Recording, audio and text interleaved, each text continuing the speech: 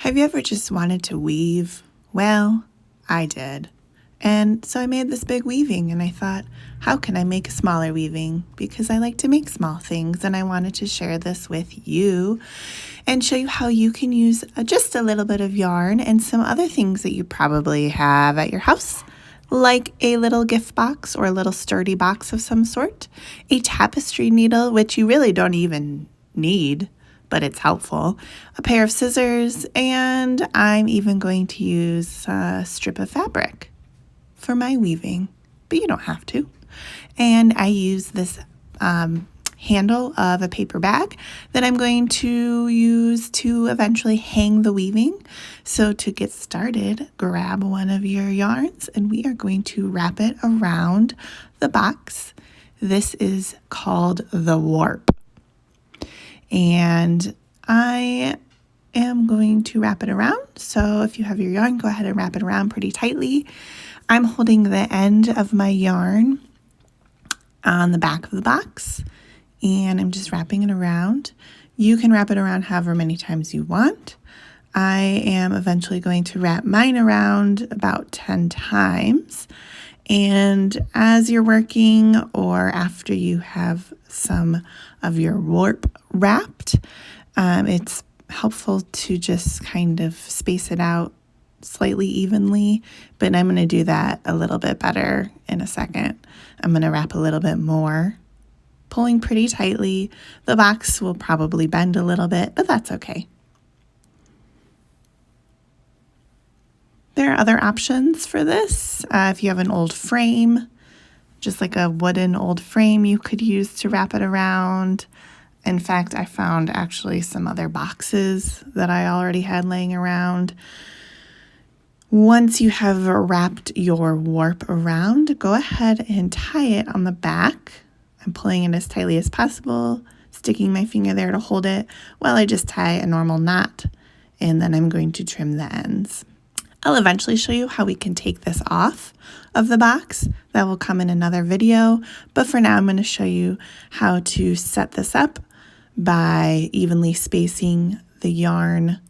It doesn't have to be perfect, and that's what I like about this project. So here it is, pretty evenly spaced, and I'm going to start weaving. So I'm going to show you a couple of ideas for weaving. The basic stitch or weaving approach is to just do over, under, over, under, over, under, over, under, and then pull it through until you have a little tail at the end, which we will eventually weave in. You could weave this in right now. I'm going to save I'm going to weave my tail in a little bit later. And then when you go back the other way, you're going to do the opposite of the last row. So I started under for this row because it was over on the last row. So I'm just going to kind of push them together and then go again. Don't pull too tight though, or else the ends are going to kind of like warp in, or bow in. You don't really want that. I mean, maybe you do, which is fine, but I don't. So I'm not going to pull too tightly. When you're ready to switch colors, I'm actually going to move to my fabric piece, just trim, leave a little tail. And what's cool about fabric is you can just cut a little slit, and most of the time you can just tear, and it'll tear a straight strip. And then I'm just going to go ahead and trim it and weave it in. So since that yarn, that yellowish yarn is starting, let's see, under, I'm starting over with my fabric piece here. And I'm not even using a tapestry needle for this because it's too big and I don't really need it. So I'm just going to kind of squish it up. And then I'm going to choose another color. But first, let me weave in the end of this yarn. I made it kind of tricky for myself because it's such a short little tail there, but I'm just weaving it in and then trimming the tail on the back side there. This is just a handle from like a paper bag that I'm weaving in at the top, which I could have done at the beginning. I could do at the end. I just, for some reason, felt like it was necessary to do it then. And I'll eventually use that to hang this weaving on the wall, which I'm not going to show you in this video, but I'll show you in a later video. Here is another way you can add some yarn to your weaving. This one is maybe a little more complicated, but instead of weaving over, under, you're just basically wrapping the yarn around each warp piece. So I'm wrapping it around that warp yarn, and then I'm going to the next one and wrapping it around.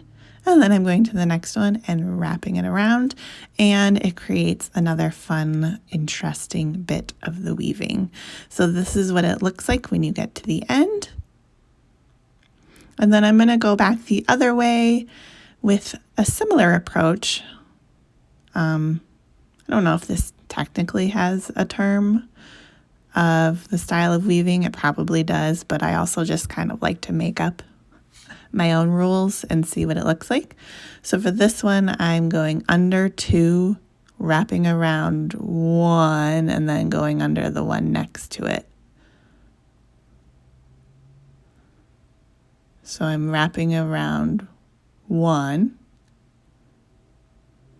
and then going under the one next to it, which is kind of confusing, but also it works. So this is what it looks like. And I'm going to do just a little section of the basic over, under weave with this pink, kind of like the fluffiness of the last yarn in contrast with this simple pink that I'm adding in. And then I'm going to show you one last idea for this weaving. I'm getting another color, and I'm actually going to double up on this color. I fold it in half, and then I'm threading it on the needle. And then instead of going over, under, I'm going to do 2 under, 2 over, 2 under, 2 over, which will create another fun look there. So it's ended 2 under. So now when I go back the other way, I'm going to start over 2, under 2, over 2, under 2. And then don't pull too tight so that the ends don't start bowing in. And then I'm just kind of adjusting my warp as I go so that they're still evenly spaced. And I'm going to continue this stitch or this weaving. And I really like just the contrast between the different kinds of weaving approaches. So I'm weaving in the tail of this one. I'm not going all the way to the other side. I'm just kind of stopping in the middle, and then I'm going to trim on the end. And this is what it looks like when it's at this point. I encourage you to try some of your own weaving ideas. I'm going to continue on this one, and then in another video, I'll show you how to take it off and hang it. Some ideas for hanging. So if you liked this video, give it a thumbs up and subscribe to my channel. Thanks for watching.